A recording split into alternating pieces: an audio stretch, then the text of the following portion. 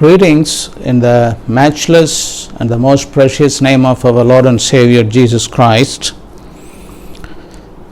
Once again, we are going to see today touching our innermost being. God has created us as a tripartite man, spirit, soul and body. As much as we have a physical body, we have a spirit and soul. So from this, I'm going to read from the scripture in the book of Romans, because here it comes out with their faculty and the salvation. But this today's topic, I would like to title it as the heart and mouth disease. Heart and mouth disease. The heart that we have, physical heart that just pumps the blood to the circulatory system to keep us intact, our spirit, soul and body. But we have a heart. The Bible, whenever it says heart, it signifies something which is about which we are going to see today. That is why I just titled this message or the study as heart and mouth disease. We have come across certain disease like foot and mouth disease and so on. So this heart and mouth disease prevails more outside Christendom and more so into the body of Christ as well. So we need to be very careful touching our salvations, because it is in relation with the salvation we have already experienced, or we are going to be saved by that, because salvation, which covers three tenses, past, present and future.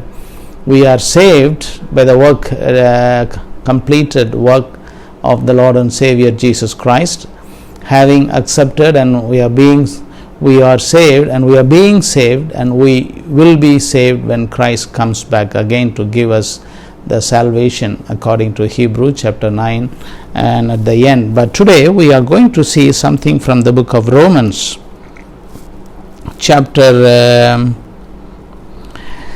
it starts from Romans 10:5, because the message of salvation to all. For Moses writes about the righteousness that is based on the law, that the person who does the commandments shall live by them.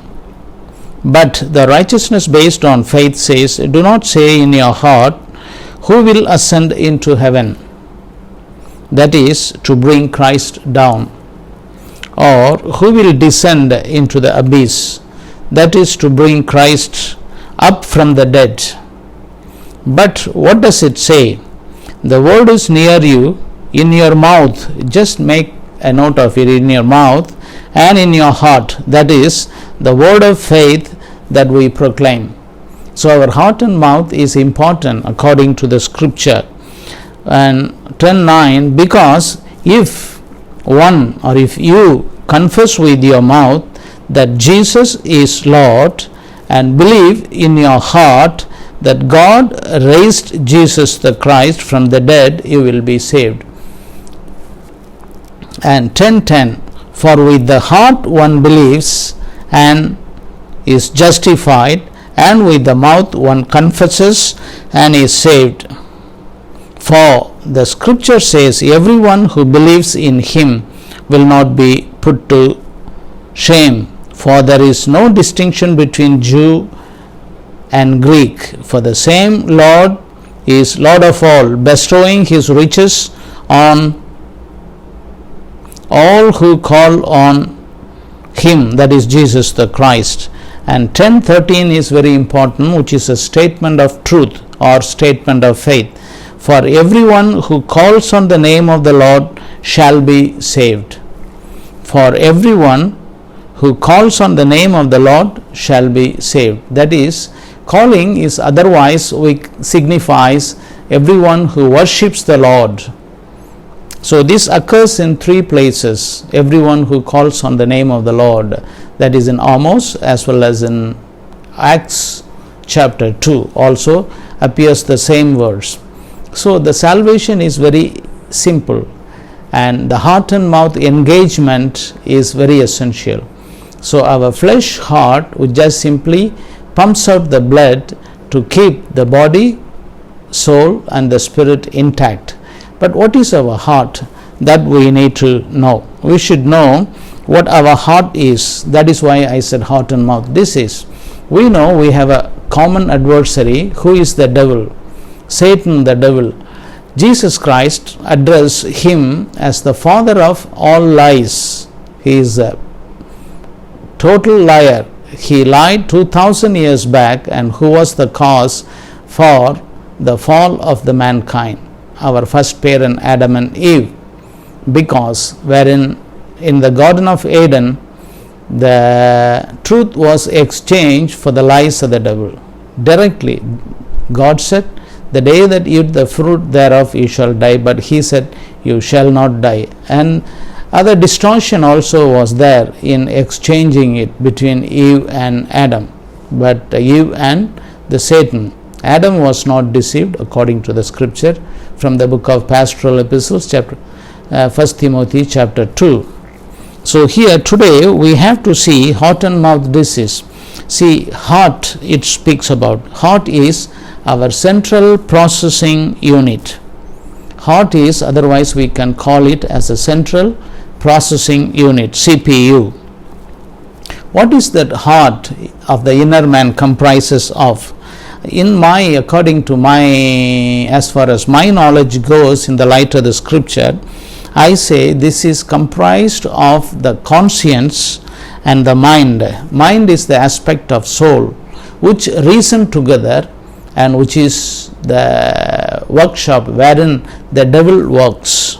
Okay, so we will see that the heart is most corrupted. Let me read out from the book of Jeremiah. Jeremiah says, the heart is deceitful above all things and desperately sick,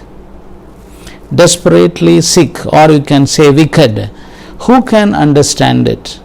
But I, the Lord, search the heart and test the mind, to give every man according to his ways, according to the fruit of his deeds. So our heart and mind, God is looking into. So what is our heart is comprised of? This is what? Desperately wicked is our heart. Jeremiah the prophet very clearly says. So in conscience, in the spirit, that is Hebrews chapter 9:14, you see, how much more will the blood of Christ, who through the eternal Spirit offered himself without blemish to God, purify our conscience. So our conscience, which is part of the spirit, has to be purified before anyone can serve the Lord. You see, purify our conscience from the dead works to serve the living God. Our conscience, the faculty of our conscience, what is the aspect of conscience which concludes right or wrong, or good or bad, and the like. So our conscience would be so strong after our salvation that it should be filled with the Word of God in the right perspective, and with that you can serve the Lord. That is why our conscience is one of the aspects which is placed in our spirit. So that has to be cleansed by the blood of the Lord Jesus Christ on a daily basis to serve the Lord. So we should enrich our conscience, and we should fill our conscience with the Word of God in the right perspective, with the proper interpretation. We should, then you see the mind, which is the aspect of soul, because conscience and mind is the one which forms the heart of the man, inner heart. You can see the elucidation of the fallen man. There is a study that I had made, and which is already available in the YouTube. You can check that. 2 Corinthians 4:4, in their case, that is the one who has rejected the gospel, or the Gentiles, in their case, the God of this world, who is that? Devil, the Satan, has blinded the minds of the unbelievers to keep them from seeing the light of the gospel of the glory of Christ. You see, gospel is the glory of Christ, who is the image of God. So the devil is addressed here as the god of this world, a small g, god of this world, and has blinded the minds of the unbelievers. So anyone who does not believe the gospel is called unbelievers gospel. That is the finished work of the Lord Jesus Christ.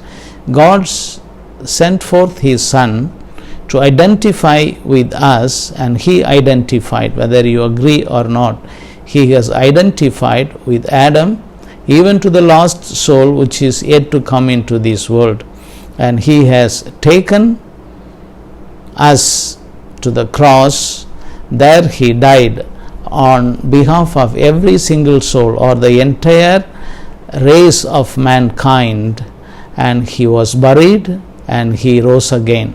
It is the finished work on behalf of everyone. So we have to tell our sins stand forgiven. It is not going to be forgiven hereafter, or when one believes, he make it himself. That is all. Of the sins of mankind and every single soul stand forgiven in Christ.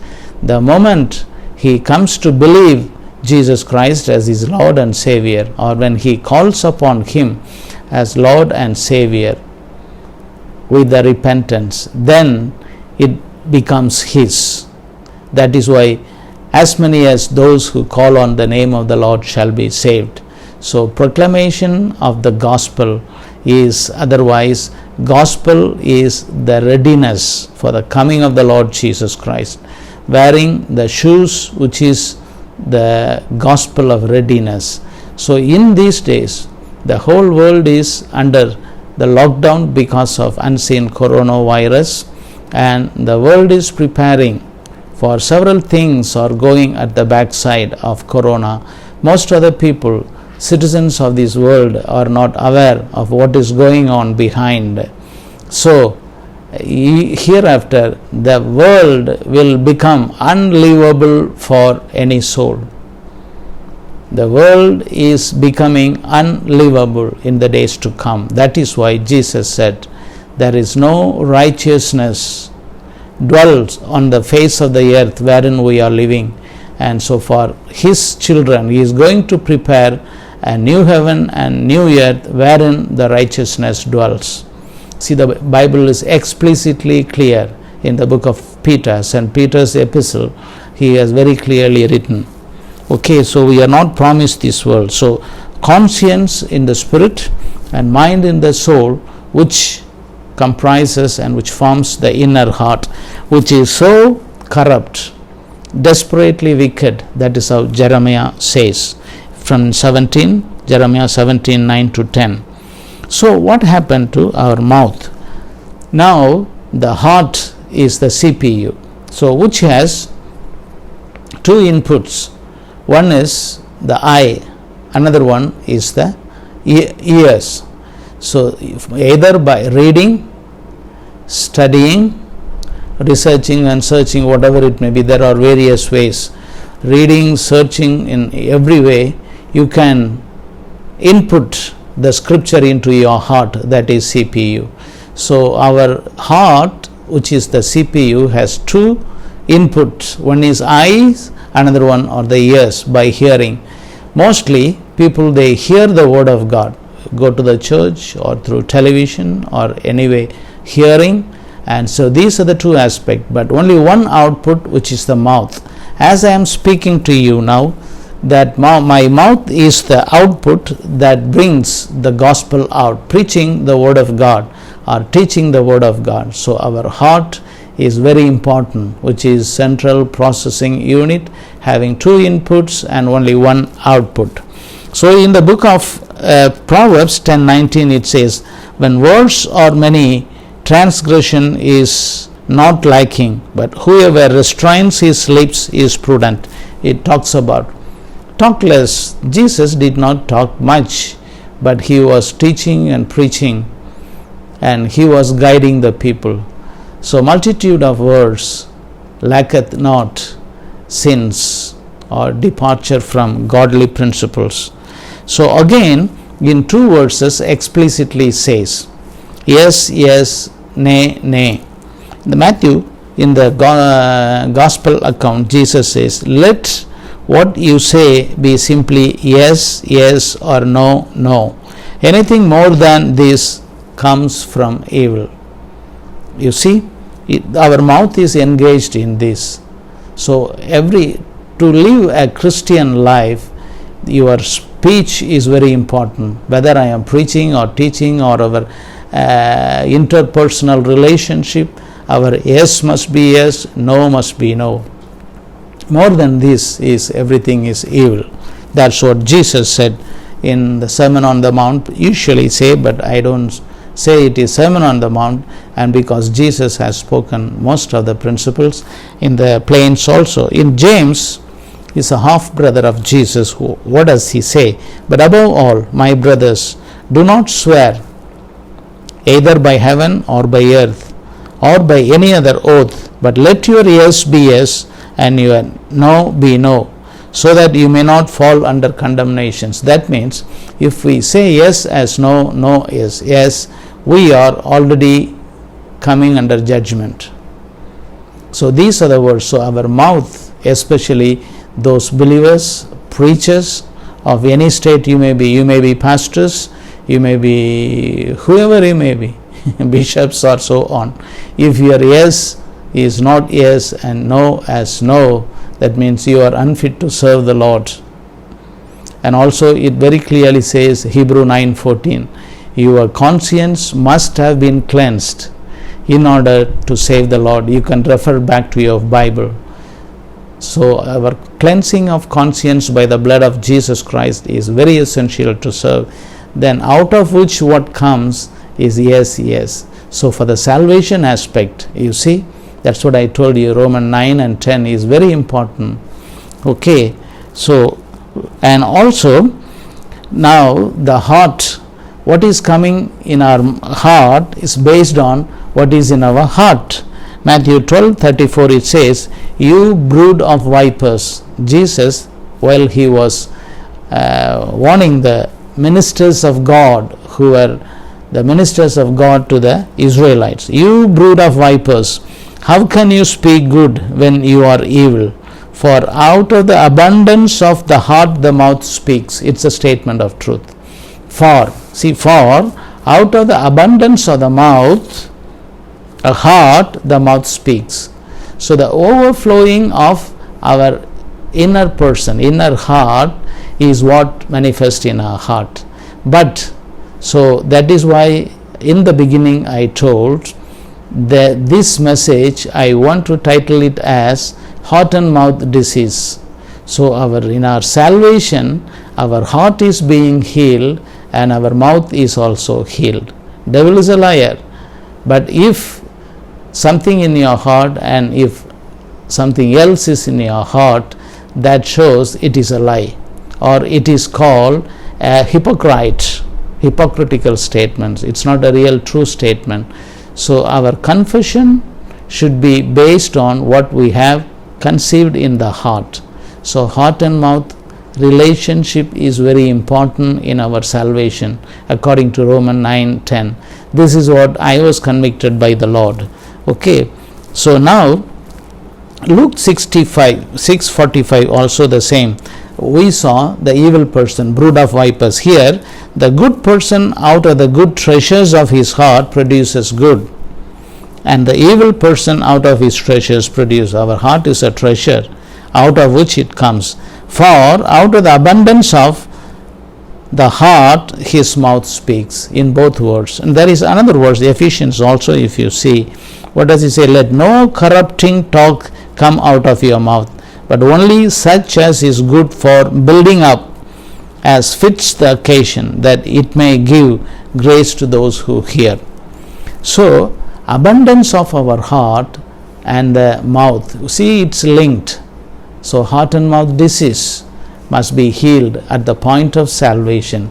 Then one is ready to preach and teach the people, or even to counsels. Basically, we have two hearts. One is a flesh heart, which we bother much about, but the spirit, inner man, the heart of the inner man, we worry only little. So today we have seen the heart, which is a CPU, comprises of conscience in the spirit and mind in the soul, which are corrupted at the point of salvation. Conscience was darkened and our mind was blindfolded. Okay, then impartial salvation. Everyone who calls on the name of the Lord shall be saved. That is what it is important. See, 10:13 it says, for everyone who calls on the name of the Lord shall be saved. This is a dispensational salvation. We are living in an era now, almost during the lockdown period, they will wax cold in their faith. That means just prior to the rapture or coming of the Lord, there will be falling away from faith. Most of the people, believers, and most of the servants of God also will fall away from their own faith. So falling away from faith would occur before the coming of the Lord. So Acts 2:21 also says, and it shall come to pass that everyone who calls upon the name of the Lord shall be saved. So this is the end time. You don't need anything. Calls upon the Lord is otherwise called worshipping. Joel also says the same thing. It is as a prophecy, and it shall come to pass that everyone who calls on the name of the Lord shall be saved. For in Mount Zion and in Jerusalem there shall be those who escape, as the Lord has said, and among the survivors shall be, that is, whom the Lord calls. So it is a statement of truth. So one has to call on the name of the Lord. This is what exactly written in the book of Romans, which we have already read. You see, 9 and 10. Because if one confess with his mouth that Jesus is Lord and believe in his heart that God raised him from the dead, he will be saved. For with the heart one believes. We believe with our heart, CPU, central processing unit, our conscience and mind, and is justified, and with the mouth one confesses and it's saved. That means to get saved, your heart and mouth relationship is important. You should believe in your heart. That means, how do you believe? According to the faith that comes within you, you believe. Faith is something which is a substance or which is a noun. Believing is your aspect, that is believing. I believe, which is a verb. So the soul that believe in the Lord Jesus Christ in the heart and confess the mouth. So heart and mouth disease is cured at the very point of salvation. When you accept Christ into your life, there is a healing that occur in your heart and in your mouth. Then your yes will be yes and no will be no. So you shall not come under condemnation. There will be no evil in your talk, and there will be no hypocrisy, because our Lord has been counteracting the hypocrisy of the servants of Israel very much, which is very essential for our salvation. So I titled this message as Heart and Mouth Disease with respect to the salvation of the entire man, or salvation of our soul. So the old nature of a man, if one says, I got saved many years back, and towards the end of his life, because the end determines the beginning. One's salvation is determined at the end of his life. Towards the end, if he says a kind of doubtful saying, I don't know whether I will go to heaven or not. This is the words of a person, a very old believer. As he has become old, he says the same thing, and which has become a hindrance for many believers. So one should be sure, and many whom I have come across, how do we know whether we will go unless when Christ returns? That is what, many of them towards the end will not have the assurance of their salvation. So assurance of our salvation must be focused or based on what Christ has done. because our Christ is faithful. You see, if you see in the book of salvation towards the end, second coming of Jesus Christ, he says, Thessalonians 5:23, 1 Thessalonians 5:23, let your spirit, soul and body be preserved blameless unto the coming of the Lord Jesus Christ. And the next verse says, the one who has called you is faithful, and he will do so. That means he will see that we are blameless, we are godly, and we are holy. Many people, without having any understanding about holiness, they speak something which is contrary to the scripture. They talk about mobile. If you carry an electronic Bible in your mobile, that is sin, and so on. Many do not have the understanding of what holiness is. Holiness is our positional truth, our practical truth, and our perfect truth. So we should interpret in this way: positional holiness, practical holiness, and perfect holiness, which one should understand. So we are saved by what we believe in our heart, according to the faith that has come within us. Jesus identified with the entire mankind, the same thing with every single soul, and he died, buried, he rose again, and he went up. He has caused us to sit in heavenly places together with him. All these are positional truth. We have to believe that. Faith is something, sum total of what Christ has done on my behalf. That is what my faith. We should believe that in our heart, and then we confess what Christ finished work through my mouth. Then I will be saved. So some of them, they have an old nature.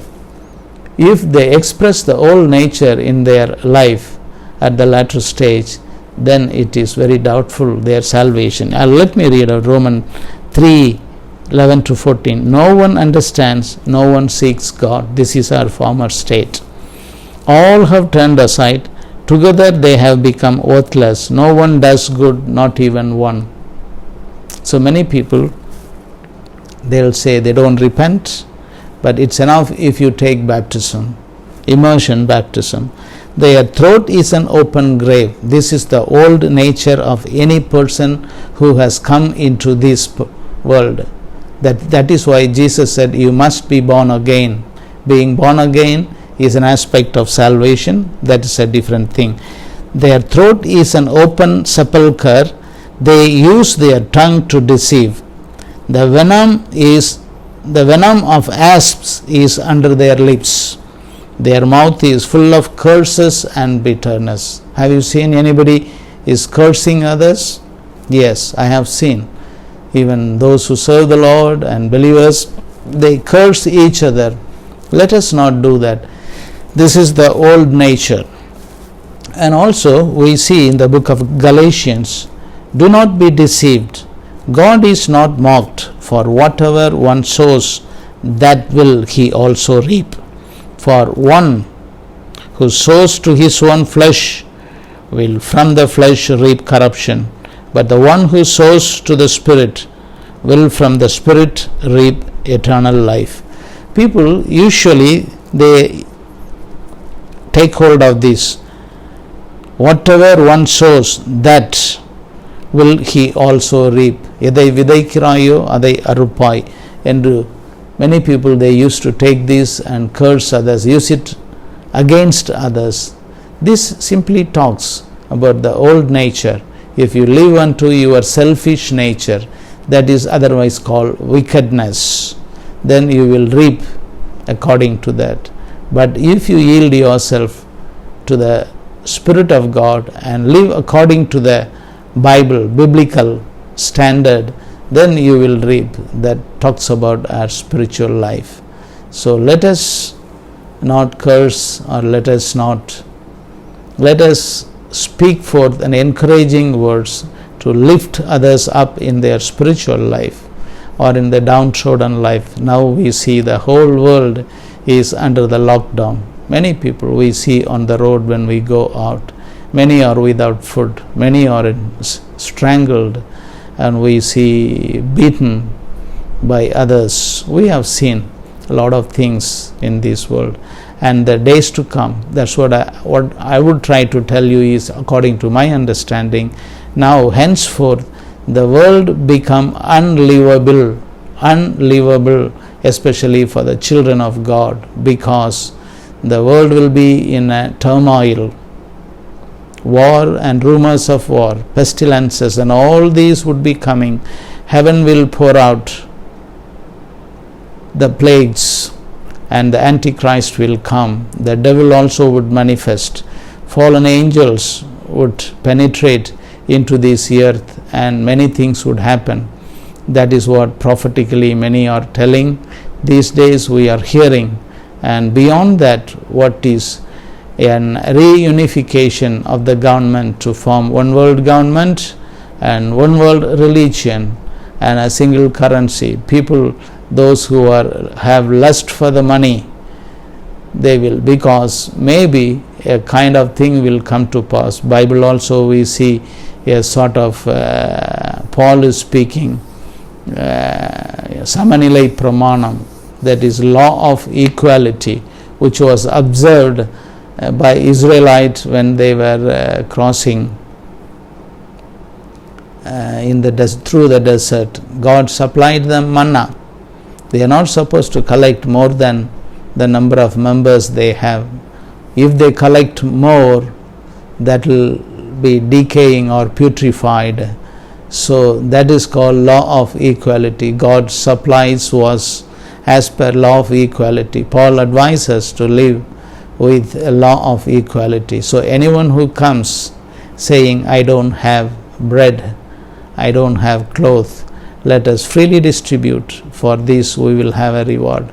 So let us believe in our heart, confess with our mouth, having our heart and mouth disease being healed, and let us grow thereby in holiness and in righteousness and in blamelessness. So let our yes be yes, no, no, unto the coming of the Lord Jesus Christ, and proclaim Christ to others without delay, with interest, because that shows the readiness of receiving Christ, and who has promised us, behold, I am coming soon. So in the name of Jesus Christ, I am wishing you well, to all those who are listening and all those who are going to listen. Stay blessed in Jesus Christ. I wish you well in the most holy name of Jesus Christ. Amen.